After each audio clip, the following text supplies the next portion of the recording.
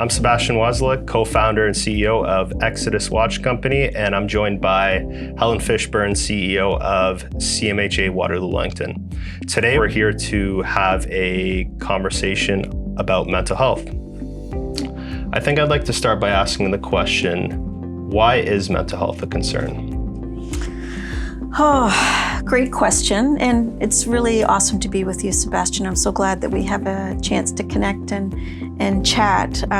This is actually why it's so important, just having that conversation and really just making it part of our everyday lives. So it's great to be here with you. I think one of the reasons it's so important is because over the course of the pandemic, we saw a really significant shift in the baseline for the mental health and addiction needs in our community. There was always a struggle with mental health and addictions. People have struggled for a long time, but through the course of the pandemic, we saw that struggle become so much more real for so many more people, which only makes sense, right? The pandemic was a time of great confusion, fear, worry, stress. Our whole world changed around us. And how we adapted to that world and how we felt living in that world. The rules changed, we had to be isolated, we had to stay away from each other, masks, vaccines, there was just so much for us to absorb and try to figure out. So really, people, for the very first time, many people have struggled with anxiety, stress, worry, depression, and really the consequences of being isolated from each other. So that's why mental health matters so much, because so many more people are experiencing the consequences of not feeling good mentally, and also just really wanting to continue to have the conversation. We're still dogged by stigma. It's still something that is a very big barrier to people reaching out for help. Even though we've made great progress through the pandemic, it's still something that people really struggle with.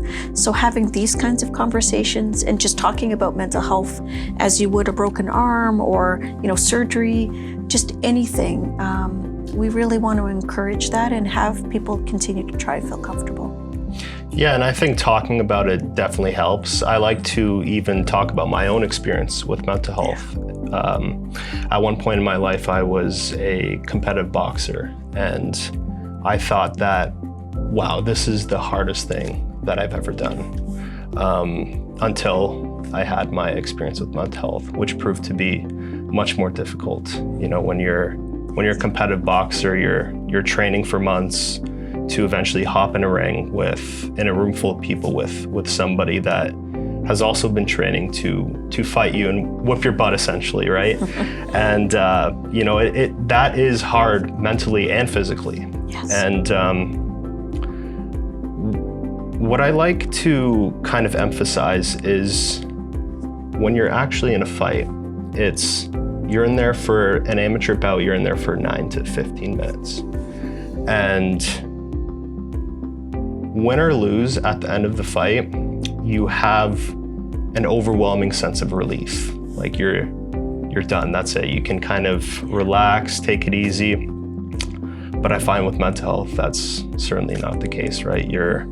People are in that situation for months and years even. They go through that, and there is no easy sense of relief. And I find that was what I experienced. I never had that break, that relief. And to me, that was what made that experience, in my experience, so difficult, was that lack of relief. And every day was kind of like something was chipping away at you almost. And it takes a very long time to kind of get over that and kind of get to a better place. And with conversations like this, I hope we can kind of work to improve resources and also destigmatize mental health as well. Well, thanks so much for sharing that. I mean, your story will help so many other people kind of normalize what they're going through. When you think about your boxing example, right? You go into that ring, you know what to expect, you have that relief, it's very understood, it's clear, it's tough, but you kind of work your way through it and know that you can get through it on the other side. with mental health, it's a lot of unknown. Yes. What am I experiencing? Why am I feeling this way? Can I talk to people about it? What can I do to feel better? For some people, they try something and it helps and they feel better. They feel that sense of relief. For other people, they have to keep trying and they struggle and struggle, and then they feel darker. It almost feels like wet blanket onto their life, right? And it's heavy and it's dark and it's cold and it keeps them separate. So our hope for sure is to reach people in that darkness, to be able to offer them support, care, treatment, and so that they can feel that relief. But it is a really unique journey, right? There isn't kind of one journey that describes mental health or addictions. It's very unique based on the person's family history, what they've experienced, what treatment options are available, if we can reach that person, if they can reach us. Like there is a lot there that it really makes the journey very, very unique for people. But I think the most important part is just knowing that you're never alone on that journey. No matter where you are, whether you're just at the very beginning trying to understand it, or you've had 3 or 4 rounds of treatment, the journey is always better when you have someone there to provide comfort and support, and to know that you're not feeling, alone with those dark feelings. Yeah, and that's something that I've grown to be more comfortable as I've kind of gotten to a better place. Yeah. But when I was going through that myself, I did find it very hard to kind of reach out to people. I felt like it was something I really had to kind of deal with on my own, right? And that's, like you mentioned, that's not the case, right? You want to kind of reach out and talk to people, and seeing what resources are out there. And that's stigma, right? So stigma says, that you should feel bad about having a mental health condition or addiction condition, and somehow it's your fault, or, you're not strong enough. And of course, that is not the case at all. We would never say that about somebody with cancer or diabetes, like if you have cancer, pull up your socks, try harder. It isn't, it doesn't work that way. And mental health is exactly the same. Mental health is a health care condition. You need support, you need care, you need treatment. Many people need medications. And then people are able to work through that and get into recovery and get into a better place, very much like cancer, right? If you didn't have chemo or radiation for cancer, your cancer would grow. You would, continue to not feel well. And people around you would continue to see that you're suffering and struggling. And mental health is exactly the same, right? Without care and treatment and support, you continue to struggle. So it's the exact same, and we really want people to know that, because that is part of, feeding that hopefulness to know that there is care and support and treatment available for people, and you never need to feel alone with that. There's always options, and then also your family feels that hope as well. They see that you're getting better, they see that you're getting the care that you need, and they're understanding that and are able to support you as well. And there's lots of resources available with mental health, and there's a push to improve those resources. How can we improve as a community those resources specifically? And also, can one person or even one business make a difference? Oh, well, that's an easy answer. Absolutely. It's amazing, actually. We have kids that show up with their birthday money, just literally walk into our office with an envelope of cash. And then we have businesses that are dedicating, a certain amount of their profits to us. We have very large fundraising initiatives that we do. We do an amazing run for women in partnership with Shoppers Drug Mart, for example, right? That raises hundreds of thousands of dollars, which is amazing. But every single dollar counts, and every single effort counts, whether it's just a child showing up or a very large company. The problem we have is the gap between what our community needs and what we actually are funded to provide is quite large. So there are people that we're not able to reach because of that. Right now, for example, across Waterloo, Wellington, we have 3,351 people waiting for care. So those are people that have passed through here 24/7, which is our access service. They've been assessed, Their crisis has been stabilized. We know that they need ongoing care, a treatment team, support, residential treatment, whatever it might be, but we just don't have enough to meet those needs. So when every person in our community steps up and provides something, it helps us reach more and more people. And literally every dollar and every effort matters in that way. And of course, we're still advocating, right? We're still pushing to fight for more mental health and addiction support. We want and need the same level of support that you would get for cancer, for diabetes, for heart and stroke, which are all so important, but so is mental health. So we really want to be looked and treated the same way and to gain the same kind of funding because, again, mental health is health, right? So we want to make sure that people get the kind of care that they need when they need it. Yeah, and I'm glad you mentioned that because Andre and I chose to partner with CMHA-WW because we really do feel like we can make a change. And we've been to events like the Shoppers Run for Women that you've hosted, and we see what can happen when the community comes together. And we're really fortunate to be in such a partnership where our core values align, because in the end, that creates almost a synergistic collaboration where we can both combine our resources to benefit the community. And hopefully, our partnership can even be a stepping stone for other private firms to come forward and open their doors to contribute in any way that they can, right? Because I think if a private company and a national government organization like CMHA work together, I think the potential for resources and what you can do would be greatly beneficial. And I think that when core values align, you're able to get to that end result much better. You said it so well. It's that core value, right? And just it's a hearts and minds coming together. We couldn't be more grateful for you and your company and you and Andrea to really make that reach out to us to say we feel strongly about giving back. And again, it's just people like you, everyday people that are out there, that are working, that are part of our community, that you give us such a boost. Our staff, it's not easy working in this field.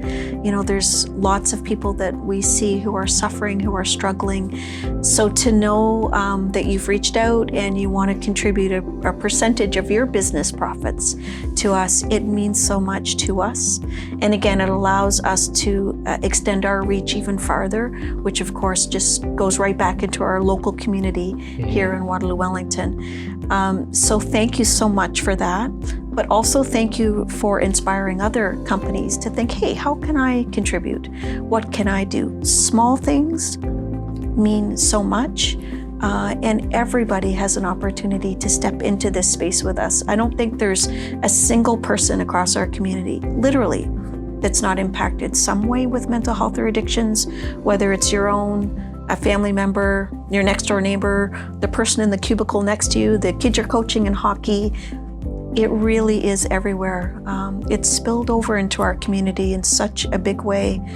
So I think everyone can really look at themselves and say, what can I do? Maybe not everybody's in a position to give financially, but you can share messages through your networks, through your social media channels.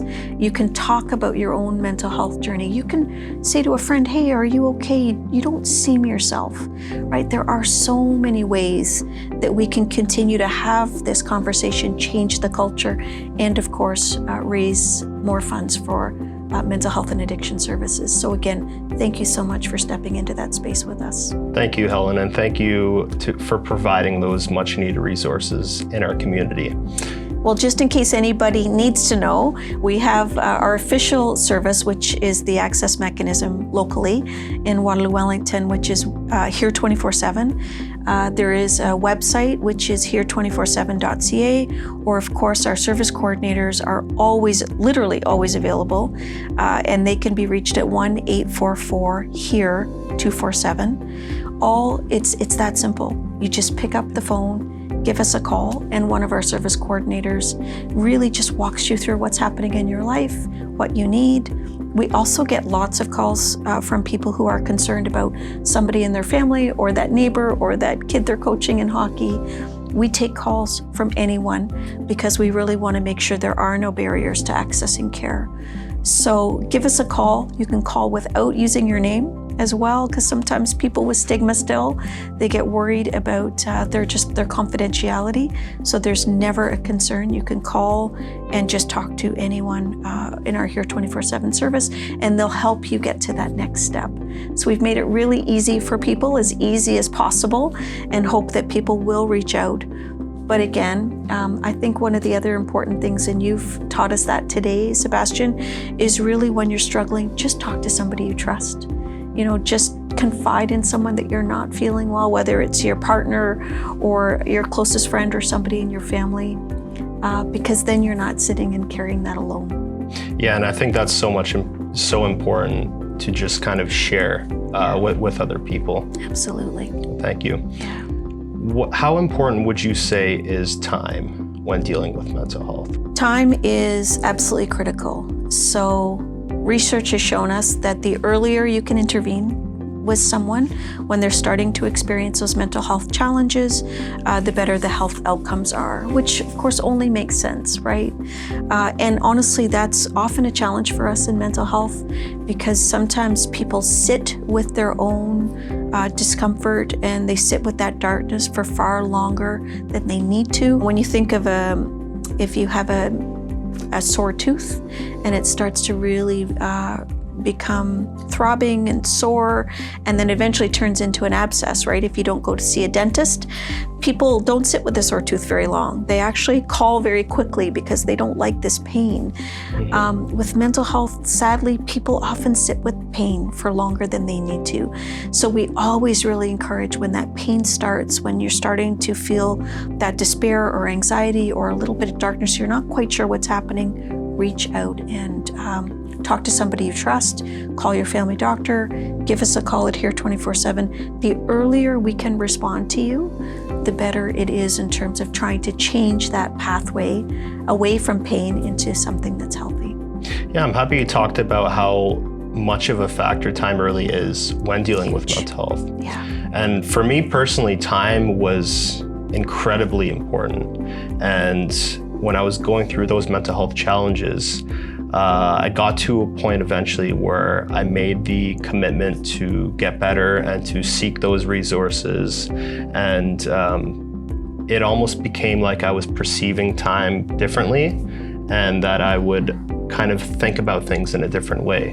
For example, I've always been into wearing watches. That much might be obvious, but I had a watch, and when I would be going into kind of like a fight or flight mode, or anxiousness would start creeping in, I would just kind of stop what I was doing, take a step back, and I'd actually watch the seconds tick by on a watch.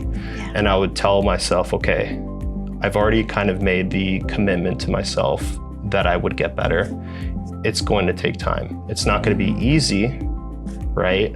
But eventually I will get better, and every second that ticks by is 1 second that I'm closer to getting better. And seeing time in that way really helped me get to that better place. And I was wondering if you had heard anybody using like tangible things, or just have unique strategies when dealing with mental health, because it was a combination of that and accessing free mental health resources that I otherwise might not have been able to afford that did help me get better. Amazing. Really what you're talking about is mindfulness, right? It's really staying present in the moment, finding something you can focus on, and really calming your thoughts, which of course then calms your mind and your body. And I think for everyone in their own journey, they're going to find something that gives them that sense of calm and that sense of hope. Your example with the watch and the time, it's awesome. And I'm sure that resonates with people as well. We certainly have people that hold rocks, small rocks that they would put in their pocket. People sometimes carry religious artifacts that are meaningful to them, handkerchiefs. Sometimes people listen to music, or they will use the arts to creatively kind of express themselves. Either they draw, or they paint, or they create something. I think the interesting thing is what works for you, right? What resonates with with your mind, your body, and then do more of that. Your example is a great one, right? Because that really just helped you work through those particular moments so you can get to the next one. So for some people, it might be yoga or Pilates or exercise, and other people, it's going into a quiet corner and reading a book, having a cup of tea, or picking up a phone and talking to somebody. So whatever it is that you can feel brings you that calm, certainly do more of that. And I think the beauty of it is that the people know what that is for them. That's right. And they're able to access that. So I think that that's very important, and it's very important to communicate that everybody has that for them, and that mental health really is kind of a unique journey for everybody. Yeah, when you think about everybody these days, right, we're all very health conscious, right? Everybody's watching what they eat, and they're trying to exercise, and they're trying to do all that. But we really encourage people to include mental wellness as part of that everyday function. So, you're trying to eat well, you're trying to exercise, you're trying to do more things, drink more water, all of those health things. Incorporate something into your daily practice, which is just for you in terms of that mental wellness or self-care. Whether it's mindfulness, whether it's journaling, whether you're just going to reach out and talk to a friend. Maybe you want to actually reach out and talk to somebody that you're worried about. Do something that makes you feel good, that grounds you, and incorporate that into your daily practice. It's a healthy habit, right? So, simple thing to do, but it requires that practice, that mindfulness to continue to reinforce that. Yeah, absolutely. And last question, why ultimately did CMHA-WW Wellington choose to align themselves with Exodus? Well, you guys, first of all, are amazing. So that's the easiest part. Just incredible. You and your wife are just amazing young entrepreneurs who actually really inspired us. We found your generosity and your personal story behind the generosity really moving and really inspiring. And I think when our hearts and our minds can align and do something good for our community, it's just good for everyone. But we really, we have a special spot in our heart for you both. And for your company's doing amazing. So we're really super proud of you as well. But just, you're wanting to impact the community, you're wanting to reach the community. It's very much what we're about as well. So, ultimately we're better together, right? So again, we couldn't be more grateful that you reached out to us. And I know that we're going to continue to have this amazing partnership with you. Thanks so much for sharing that, Helen. It really means a lot hearing that for you. And I'd also like to say that with Exodus, it just being Andrea and myself, we knew that we wanted to give back to the mental health community, both from our personal experiences. But with it just being us two, we knew that our resources were limited in terms of both expertise, and we weren't necessarily sure of how to give back. So ultimately finding you was that key for us. This is an organization that is able to provide those resources, that can give back and provide the help that everybody needs that are going through those mental health challenges. So much like you said, when hearts and minds are aligned, we both can kind of come together and collaborate and create a synergy that we can then benefit our community in the end. And I know that sometimes nonprofits struggle with reaching younger demographics. And I think a strength of our partnership as well is younger demographics are a core part of our market, and then we can show them what resources are available and direct those people to the CMHA-WW Wellington. And ultimately, it's that connection and being able to work together and have people, come to us and then find you, and vice versa, that we're really able to accomplish so much more than just kind of being separate and without being in a partnership. And I really do hope that our partnership can be a stepping stone for other businesses to come forward as well, and open the doors and seeing how they can then come together and benefit the community overall. I couldn't agree more. And I mean, I think other businesses will look at you and say, well, look at these guys, look at what they've done and how they've built, giving back to the community right into their model of their business, which is really incredible. And also just the power of your own personal story too, Sebastian, and your willingness to share that. People see, how far you've come, and you're a business owner, and here you are giving back and sharing it. It really is inspiring, and that's what moves people. That's what makes this a hard issue. So again, thank you for that, and thank you for just, being a role model for our youth, and just being so honest about the journey and everything that you've done to get through those dark moments and find success and then give back. That's incredible. That's what's going to reach people. Thanks so much for sharing that, Helen. I really appreciate that. I'm very much looking forward to continuing our partnership and growing and seeing how we can improve mental health resources in our community, and keep doing that, because I really do think it's important, and I think we'll be able to get a lot done in the end. So thank you for your time, Helen. I really appreciate it.